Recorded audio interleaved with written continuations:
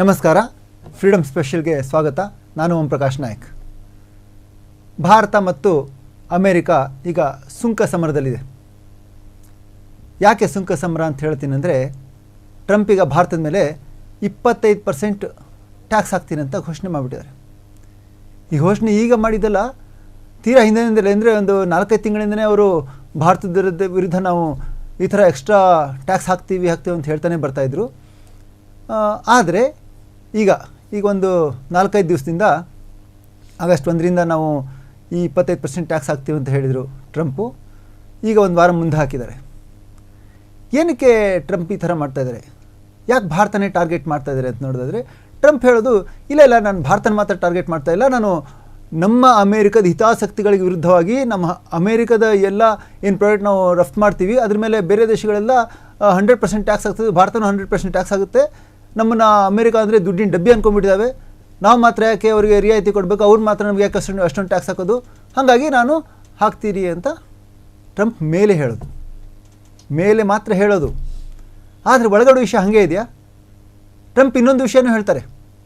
ಇದು ಒಂದು ಸಲ ಹಿಂಗೆ ಹೇಳೋದು, ಇನ್ನೊಂದು ಸಲ ಏನು ಹೇಳ್ತಾರೆ ಅಂದರೆ,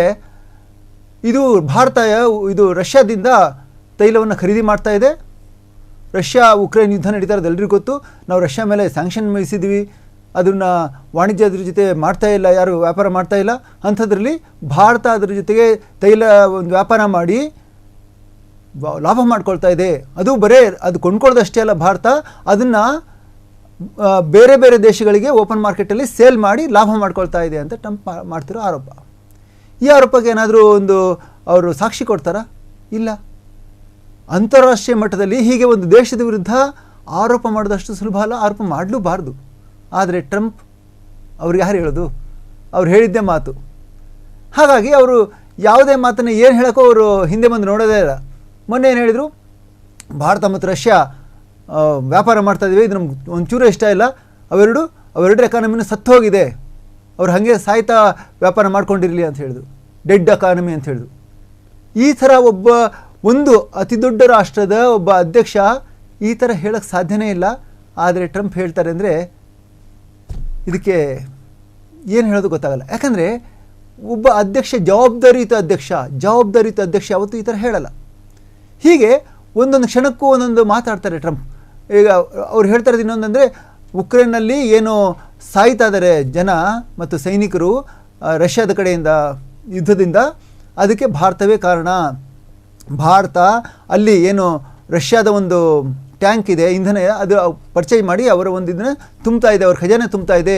ಹಾಗಾಗಿನೇ ರಷ್ಯಾ ಏನು ಹೆದರಿಕೆ ಇಲ್ಲದೆ ಆ ಒಂದು ಯುದ್ಧವನ್ನು ಮುಂದುವರಿಸ್ತಾ ಇದೆ 3 ವರ್ಷದಿಂದ ಅಂತ ಟ್ರಂಪ್ ಹೇಳ್ತಾ ಇರೋದು. ಅದಕ್ಕೆ ತಕ್ಕಂತೆ ಭಾರತ ರಷ್ಯಾದಿಂದ ಎಷ್ಟು ಪರ್ಚೇಸ್ ಮಾಡ್ತಾ ಇದೆ? 40ರಿಂದ 45% ಭಾರತ ರಷ್ಯಾದಿಂದ ಆಯಿಲ್ ಪರ್ಚೇಸ್ ಮಾಡ್ತಾ ಇದೆ. ಅಂದರೆ ಜಗತ್ತಿನಲ್ಲಿ ರಷ್ಯಾದಿಂದ ಆಯಿಲ್ ಪರ್ಚೇಸ್ ಮಾಡ್ತಾ ಇರೋದ್ರಲ್ಲಿ 2ನೇ ಅತಿ ದೊಡ್ಡ ದೇಶ ಭಾರತ, ಮೊದಲನೇದು ಚೀನಾ. ಹಾಗಾದರೆ ಟ್ರಂಪ್ ಹೇಳ್ತಾ ಇರೋದ್ರಲ್ಲಿ ಸತ್ಯ ಇದೆಯಾ ಅಂತ ನೋಡೋದಾದರೆ ಇಲ್ಲ. ಯಾಕೆ ಅಂದರೆ ಟ್ರಂಪ್ ಮೇಲೆ ಹೀಗೆ ಹೇಳ್ತಾ ಇದ್ದಾರೆ, ಅಂದರೆ ಟ್ರಂಪ್ ಹೇಳ್ತಾ ಇರೋದು ಭಾರತ ಮಾತ್ರ ಪರ್ಚೇಸ್ ಮಾಡ್ತಾ ಇದೆ, ಚೀನಾ ಮಾತ್ರ ಪರ್ಚೇಸ್ ಮಾಡ್ತಾ ಇದೆ ಅಂತ. ಆದರೆ ಯುರೋಪಿಯನ್ ಕಂಟ್ರೀಸ್ ಮತ್ತು ಇವೆಲ್ಲ ಅಮೇರಿಕಾ ಸೇರಿದಂತೆ ಯುರೋಪಿಯನ್ ದೇಶಗಳು ರಷ್ಯಾದಿಂದ ಈಗಲೂ ಈ ಕ್ಷಣಕ್ಕೂ ವ್ಯಾಪಾರ ಮಾಡ್ತಿದ್ವಂತೆ. ಕಳೆದ ವರ್ಷ ಅಮೇರಿಕ ಏನು ರಷ್ಯಾದಿಂದ ಆಮದು ಮಾಡಿಕೊಂಡ ಒಂದು ವಸ್ತುಗಳ ಒಂದು ಬೆಲೆ ಎಷ್ಟು ಅಂದರೆ 3.5 ಅರಬ್ ಹಣ ದುಡ್ಡು, ಅಷ್ಟೊಂದು ಅವರು ಪರ್ಚೇಸ್ ಮಾಡಿದ್ದಾರೆ. ಇಷ್ಟೊಂದು ಅಗಾಧ ಪ್ರಮಾಣದಲ್ಲಿ ಯುರೋಪ್ ದೇಶಗಳು ಮತ್ತು ಅಮೇರಿಕ ವ್ಯಾಪಾರ ಮಾಡಿನೂ ಕೂಡ ಬರೀ ಭಾರತದ ಮೇಲೆ ಅವರು ಯಾಕೆ ಈ ಥರ ಹಾಕ್ತಾ ಇದ್ದಾರೆ, ಯಾಕೆ ಈ ಥರ ಹೇಳ್ತಾ ಇದ್ದಾರೆ ಅಂದರೆ, ಅದ್ರ ಹಿಂದೆ ಟ್ರಂಪ್ಗೆ ಭಾರತವನ್ನು ಮಣಿಸ್ಬೇಕು, ಅಂದರೆ ಭಾರತ ನಾನು ಹೇಳ್ದಂಗೆ ಕೇಳಬೇಕು, ಇಷ್ಟೇ ಇರೋದು ಟ್ರಂಪ್ಗೆ. ಏನು ಕೇಳಬೇಕು? ಮೊನ್ನೆ ಏನಾಯಿತು ಅಂದರೆ, ಭಾರತಕ್ಕೆ ಪಾಕಿಸ್ತಾನದ ಏನು ಮುಖಂಡರಿದ್ದಾರೆ ಅವರು ಹುಜೂರು ಮಾಡೋಷ್ಟು ಭಾರತ ಮಾಡಲ್ಲ. ಈಗ ಒಂದು ಆಪರೇಷನ್ ಸಿಂಧೂರ ಆಯಿತು. ಆಪರೇಷನ್ ಸಿಂಧೂರ ಆದಮೇಲೆ, ಅಂದರೆ ಆ ಟೈಮಲ್ಲಿ ಭಾರತ ಮತ್ತು ಪಾಕಿಸ್ತಾನ ನಡುವೆ 3-4 ದಿವಸ ಯುದ್ಧ ನಡೀತು. ಆ ಯುದ್ಧ ನಡೆದಾಗ ಅದನ್ನು ಮಾತುಕತೆ ಮೂಲಕ ನಾನೇ ನಿಲ್ಲಿಸಿದ್ದು ಅಂತ ಟ್ರಂಪ್ ಹೇಳಿದರು. ಆದರೆ ಭಾರತದ ನಮ್ಮ ವಿದೇಶಾಂಗ ಸಚಿವ ಜಯಶಂಕರ್ ಏನು ಹೇಳಿದರು, ಇಲ್ಲ ಹಾಗೇನೂ ಇಲ್ಲ, ಅದನ್ನು ನಮ್ಮ ಅಧಿಕಾರಿ ಮಟ್ಟದಲ್ಲಿ ಮಾತಾಡಿ ನಿಲ್ಲಿಸಿದ್ದು. ಆದರೆ ಟ್ರಂಪ್ ಅವರ ಏನು ಒಂದು ಭೂಮಿಕೆ ಇಲ್ಲ ಅಂತ ಹೇಳಿದರು.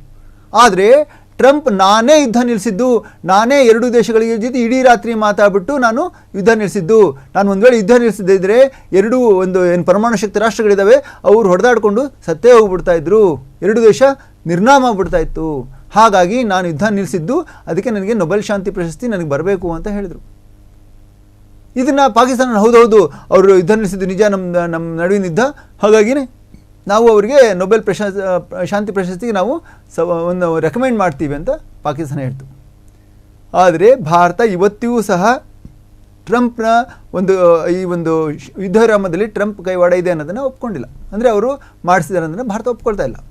ಇದು ಟ್ರಂಪ್ಗೆ ಸಖತ್ ಕೋಪ. ಈ ಒಂದು ಕೋಪದಿಂದ ಟ್ರಂಪ್ ಏನು ಮಾಡ್ತಾ ಇದ್ದಾರೆ, ನನ್ನ ಮಾತು ಕೇಳ್ತಾ ಇಲ್ಲಲ್ಲ ಇವರು, ಯಾಕೆ ಕೇಳ್ತಾ ಇಲ್ಲ? ಸೊ ಈ ಒಂದು ವಿಷಯವಾಗಿ ಭಾರತದ ಮೇಲೆ ಈ ಒಂದು 4-5 ತಿಂಗಳಿಂದ ಬೇರೆ ಬೇರೆ ರೀತಿಯಲ್ಲಿ ಭಾರತಕ್ಕೆ ಕಿರುಕುಳ ಕೊಟ್ಟು ನೋಡ್ತಾ ಇದ್ದಾರೆ. ಒಂದು ಈ ಥರ ನೀವು ರಷ್ಯಾ ಜೊತೆ ಇರೋದ್ರಿಂದ ನಿಮ್ಮ ಮೇಲೆ ದಂಡ ವಿಧಿಸ್ತೀವಿ, ನಿಮ್ಮನ್ನು ಇಡೀ ಜಗತ್ತಿನಲ್ಲಿ ಸಪ್ರೇಟ್ ಮಾಡ್ತೀವಿ, ಇದೊಂದು ಹೆದರಿಕೆ ಹುಟ್ಟಿಸೋದು. ಈಗ 25% ಎಕ್ಸ್ಟ್ರಾ ಟ್ಯಾಕ್ಸ್ ಜೊತೆ ನಿಮಗೆ ಮತ್ತೆ ಮೇಲೆ ದಂಡನೂ ಹಾಕ್ತೀವಿ, ಈ ಥರ ಹೇಳಿ ಭಾರತನ ಹೆದರ್ಸೋಕೆ ನೋಡ್ತಾ ಇದ್ದಾರೆ. ಆದರೆ ಭಾರತ ತಿರುಗೇಟ್ ಕೊಡ್ತಾ ಇದೆ, ನಾವು ಅಷ್ಟೇ ವ್ಯವಹಾರ ಮಾಡ್ತಾ ಇಲ್ಲ, ನೀವು ವ್ಯವಹಾರ ಮಾಡ್ತಾ ಇದ್ದೀರಾ ಅಂತ ಭಾರತ ಹೇಳ್ತಾ ಇದೆ. ಹಾಗೆಯೇ ನಮ್ಮ ಭಾರತದ ಹಿತಾಸಕ್ತಿಗೆ ಪೂರಕವಾಗಿ ಏನೇನು ಬೇಕೋ ಅದನ್ನು ನಾವು ಮಾಡ್ತೀವಿ ಹೊರತು ನಾವು ನಿಮ್ಮ ಮಾತು ಕೇಳ್ಕೊಂಡು ಮಾಡಲ್ಲ ಅಂತ ಹೇಳ್ತಾ ಇದ್ದಾರೆ. ಸೊ ಹೀಗಾಗಿ ಟ್ರಂಪ್ಗೆ ಈಗ ಒಂದು ತೀರಾ ಇಕ್ಕಟ್ಟಿನಲ್ಲಿ ಸಿಗಾಕೊಂಡಿದ್ದಾರೆ ಟ್ರಂಪ್. ಭಾರತವನ್ನು ಮಣಿಸ್ಬೇಕು, ಇಲ್ದಿದ್ರೆ ನನಗೆ ಶಾಂತಿ ನೊಬೆಲ್ ಪ್ರಶಸ್ತಿ ಸಿಗೋಕ್ಕೆ ಸಾಧ್ಯ ಇಲ್ಲ, ಭಾರತನೂ ಮಾತು ಹೇಳಿದರೆ ಒಂದು ಬೆಲೆ ಬರುತ್ತೆ ಅಂತ ಟ್ರಂಪ್ ಒಂದು ಯೋಚನೆ.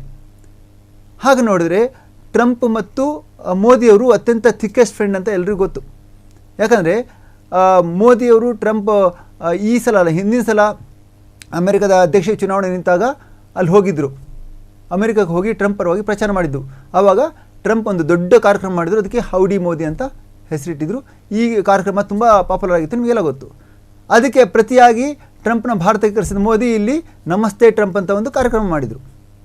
ಸೊ ಹೀಗೆ ಇಬ್ಬರ ನಡುವಿನ ಒಂದು ಮಿತ್ರತ್ವನೂ ಚೆನ್ನಾಗೇ ಇತ್ತು. ಆದರೆ ಇಲ್ಲಿ ಈಗ ಮಿತ್ರತ್ವಕ್ಕಿಂತ ಹೆಚ್ಚಾಗಿ ಅಮೇರಿಕ ತನ್ನ ಒಂದು ಅಮೇರಿಕನ್ ವಿಷಯದ ದೊಡ್ಡಣ್ಣ ಅಂತಾರೆ, ನಾನು ದೊಡ್ಡಣ್ಣನಾಗಿರಬೇಕು, ನನ್ನ ಮಾತು ಇವರೆಲ್ಲ ಕೇಳಬೇಕು. ಇದು ವಸಾಹತುಶಾಹಿ ಮನಸ್ಥಿತಿನ ತೋರಿಸುತ್ತೆ ಟ್ರಂಪ್ ಅವರ ಈ ಒಂದು ಯೋಚನೆ. ಆದರೆ ಭಾರತ ಅದಕ್ಕೆ ಮಣಿತಾ ಇಲ್ಲ. ಹಾಗಾಗಿನೇ ಟ್ರಂಪು ಈಗ ಮತ್ತೆ 24 ಗಂಟೆಗಳ ಗಡುವು ಕೊಟ್ಟಿದ್ದಾರೆ. ನೀವು ನಮ್ಮ ಮಾತು ಕೇಳಿದ್ರೆ 25% ಟ್ಯಾಕ್ಸ್ ಆಗೋದು ಪಕ್ಕ, ಹಾಗೆಯೇ ದಂಡ ಹಾಕೋದು ಪಕ್ಕ ಅಂತ. ಹಾಗಾದರೆ ಭಾರತ ಯಾಕೆ ಆ ಟ್ರಂಪ್ ಮಾತು ಕೇಳ್ಬೋದಾಗಿತ್ತಲ್ಲ ಸ್ವಲ್ಪ ಅಂತ ಹೇಳಿದ್ರೆ, ಇಲ್ಲಿ ಟ್ರಂಪ್ ಏನು ಹೇಳ್ತಾ ಇದ್ದಾರೆ, ಅವ್ರ ಮಾತು ಕೇಳಿದರೆ ನಮ್ಮ ಭಾರತದ ಹಲವು ಹಿತಾಸಕ್ತಿಗಳಿಗೆ ಧಕ್ಕೆ ಆಗುತ್ತೆ. ಕೆಲವು ರಂಗಗಳು ಅಂದರೆ ಈಗ ಕೃಷಿ ತಗೊಳ್ಳಿ, ಕೃಷಿ ಹೈನುಗಾರಿಕೆ. ಈಗ ಟ್ರಂಪ್ ಏನು ಬಯಸ್ತಾ ಇದ್ದಾರೆ ಅಂದರೆ, ಅಲ್ಲಿ ನಮಗೆ ನಮ್ಮ ಏನು ವಸ್ತುಗಳು ಬರ್ತವೆ ನೀವು ಅದಕ್ಕೆ ರಿಯಾಯಿತಿ ಕೊಡಿ ಅಂತ. ಒಂದು ವೇಳೆ ಅಮೆರಿಕದ ವಸ್ತುಗಳಿಗೆ ನಾವು ಆ ಥರ ರಿಯಾಯಿತಿ ಕೊಟ್ಬಿಟ್ರೆ ಏನಾಗುತ್ತೆ, ನಮ್ಮ ವಸ್ತುಗಳು, ಯಾಕಂದರೆ ಅವರಲ್ಲಿಂದ ಬಂದಾಗ ಅದು ತೀರಾ ಕಡಿಮೆ ರೇಟಲ್ಲಿ ಇರುತ್ತೆ. ಸೊ ನಮ್ಮ ಹಾಲಿನ ದರ, ನಮ್ಮ ರೈತರೇನು ಹಾಲು ಇರುತ್ತೆ ಅಥವಾ ಹೈನುಗಾರಿಕೆ ಬೇರೆ ಬೇರೆ ತರಕಾರಿ ಇರುತ್ತೆ, ಅದೆಲ್ಲ ಏನಾಗುತ್ತೆ, ರೇಟು ಅವ್ರ ಜೊತೆ ಕಾಂಪೀಟ್ ಮಾಡೋಕ್ಕಾಗಲ್ಲ ನಮ್ಮವ್ರಿಗೆ. ಸೊ ಅವಾಗ ನಮ್ಮವ್ರ ರೇಟ್ ಜಾಸ್ತಿ ಇಡಬೇಕಾಗುತ್ತೆ. ಅವಾಗ ಅವ್ರ ರೇಟ್ ಕಡಿಮೆ ಆದರೆ ಜನ ಅಲ್ಲಿ ಹೋಗ್ತಾರೆ. ಸೊ ಇಲ್ಲಿ ನಮ್ಮ ರೈತರಿಗೆ ನಷ್ಟ ಆಗುತ್ತೆ, ಮತ್ತು ನಮ್ಮ ರೈತರ ಒಂದು ನಷ್ಟಕ್ಕೆ ನಾವೇ ಕಾರಣ ಆಗ್ತೀವಿ. ಇದು ಬರೀ ಹೈನುಗಾರಿಕೆ ಮತ್ತು ರೈತರ ಸಮಸ್ಯೆ ಮಾತ್ರ ಅಲ್ಲ, ಬೇರೆ ಬೇರೆ ಬಿಡಿ ಭಾಗಗಳು, ಬೇರೆ ಯಂತ್ರೋಪಕರಣಗಳು, ಹೀಗೆ ಯಾವುದೇ ಇರಲಿ, ಭಾರತದ ಅಂದರೆ ಅಮೆರಿಕದ ಒಂದು ವಸ್ತುಗಳನ್ನ ಅತಿ ಕಡಿಮೆ ಟ್ಯಾಕ್ಸ್ ಕೊಟ್ಟು ನಾವು ಕರ್ಕೊಂಡ್ರೆ ಇಲ್ಲಿನ ಉದ್ಯಮಕ್ಕೆ ಹೊಡೆತ ಬೀಳುತ್ತೆ. ಸೊ ಇದೇ ಕಾರಣಕ್ಕೆ ನಮ್ಮ ಭಾರತ ಸರ್ಕಾರ ಅಮೆರಿಕಕ್ಕೆ ನಾವು ಅಷ್ಟು ಕಡಿಮೆ ಇದರಲ್ಲಿ ನಾವು ಸುಂಕ ಇದು ಮಾಡೋಕ್ಕಾಗಲ್ಲ, ನಮ್ಮ ಏನು ಮುಂಚಿನ ನೀತಿ ಇದೆ ಅದೇ ಅಂತ ಅವ್ರು ಹೇಳ್ತಾ ಇದ್ದಾರೆ. ಆದರೆ ಅಮೆರಿಕ ಇದನ್ನು ಸಹಿಸ್ಕೊಳ್ಳದೆ ಏನು ಮಾಡ್ತಾ ಇದೆ, ಭಾರತವನ್ನು ನಾವು ಕಡೆಗಣಿಸ್ತಾ ಇದ್ದೀವಿ, ನಮ್ಗೆ ಬೇಕಾಗಿಲ್ಲ ಭಾರತ ಅನ್ನೋ ನಿಟ್ಟಲ್ಲಿ ಪಕ್ಕದ ಪಾಕಿಸ್ತಾನ ಜೊತೆ ಒಂದು ದೊಡ್ಡ ಡೀಲ್ ಮಾಡ್ಕೊಂಡಿದೆ, ಆಯಿಲ್ ಡೀಲ್. ಸೊ ಅಲ್ಲಿ ಪಾಕಿಸ್ತಾನದಲ್ಲಿ ಹೂಡಿಕೆ ಮಾಡಿ ಅಲ್ಲಿ ಒಂದು ದೊಡ್ಡ ಆಯಿಲ್ ಉತ್ಪಾದನಾ ಕಂಪ್ನಿಯನ್ನು ಶುರು ಮಾಡ್ತದೆ ಅಮೆರಿಕ. ಸೊ ವ್ಯಂಗ್ಯವಾಗಿ ಭಾರತ ಮುಂದೆ ಭವಿಷ್ಯದಲ್ಲಿ ಪಾಕಿಸ್ತಾನದಿಂದ ತೈಲ ಖರೀದಿ ಮಾಡಬೇಕಾದ ದಿನಗಳು ಬರಬಹುದು ಅಂತ ಹೇಳ್ತಾರೆ. ಇಂಥ ಚುಚ್ಚು ಮಾತು, ಭಾರತ ಒಂದು ಡೆಡ್ ಎಕಾನಮಿ ಅನ್ನೋದೊಂದು, ಭಾರತ ಪಾಕಿಸ್ತಾನದಿಂದ ತೈಲ ಪರ್ಚೇಸ್ ಮಾಡ್ಬೋದು ಅನ್ನೋ ಒಂದು ಚುಚ್ಚು ಮಾತು, ಈ ಥರ ಎಲ್ಲ ಹೇಳಿ ಭಾರತವನ್ನು ಒಂದು ಮಾನಸಿಕವಾಗಿ ಮಣಿಸೋಕ್ಕೆ ಟ್ರಂಪ್ ಟ್ರೈ ಮಾಡ್ತಾ ಇದ್ದಾರೆ. ಆದರೆ ಇದು ಅಷ್ಟು ಸುಲಭ ಅಲ್ಲ. ಯಾಕಂದರೆ ಭಾರತ ಈಗ ಜಗತ್ತಿನಲ್ಲಿ 4ನೇ ಒಂದು ದೈತ್ಯ ಎಕಾನಮಿ ಮತ್ತು ಇಡೀ ಜಗತ್ತಿನಲ್ಲಿ ಭಾರತದಷ್ಟು ಅತ್ಯಧಿಕ ಜನಸಂಖ್ಯೆ ಇರೋ ಮತ್ತು ಯುವ ವರ್ಗ ದುಡಿಯೋ ವರ್ಗ ಇರೋಷ್ಟು ಜನಸಂಖ್ಯೆ ಬೇರೆ ಯಾವ ದೇಶದಲ್ಲೂ ಇಲ್ಲ. ಹಾಗಾಗಿನೇ ಜಗತ್ತಲ್ಲಿ ಭಾರತ ಮತ್ತು ಚೀನಾನ ಒಂದು ಆರ್ಥಿಕ ಇದರಲ್ಲಿ ಒಂದು ಹೆಚ್ಚುಗಾರಿಕೆಯಲ್ಲಿ ಮತ್ತು ವ್ಯಾಪಾರ ಇದರಲ್ಲಿ ಬಿಟ್ಟರೆ ಬೇರೆ ದೇಶಗಳು ಬರಲ್ಲ. ಹಾಗೆಯೇ ಜಗತ್ತಿನ ಯಾವುದೇ ದೇಶಗಳು ತೊಗೊಂಡ್ರು ಭಾರತಕ್ಕೆ ಬೇಕೇ ಬೇಕು. ಈ ಒಂದು ನಿಟ್ಟಿನಲ್ಲಿ ಯೋಚನೆ ಮಾಡೋದಾದರೆ ಭಾರತವನ್ನು ವ್ಯಾಪಾರದಿಂದ ದೂರ ಮಾಡಿದರೆ ಅಮೆರಿಕಕ್ಕೆ ನಷ್ಟ ಹೊರತು ಭಾರತಕ್ಕೆ ಏನೂ ಇಲ್ಲ ಅನ್ನೋದನ್ನು ಟ್ರಂಪ್ ಯೋಚನೆ ಮಾಡಬೇಕಾಗುತ್ತೆ. ನೋಡೋಣ ಟ್ರಂಪ್ ಮುಂದೆ ಏನು ಮಾಡ್ತಾನೆ ಅನ್ನೋದನ್ನು. ಅಲ್ಲಿವರೆಗೂ ಕಾಯೋಣ. ನಮಸ್ತೆ. ಫ್ರೀಡಮ್ ಟಿವಿ, ಇದು ಜನಸಾಮಾನ್ಯರ ಶಕ್ತಿ.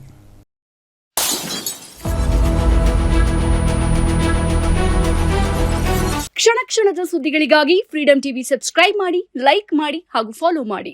ಹೊಸ ಸುದ್ದಿಗಳ ನೋಟಿಫಿಕೇಶನ್ಗಾಗಿ ಬೆಲ್ ಐಕಾನ್ ಮೇಲೆ ಕ್ಲಿಕ್ ಮಾಡಿ.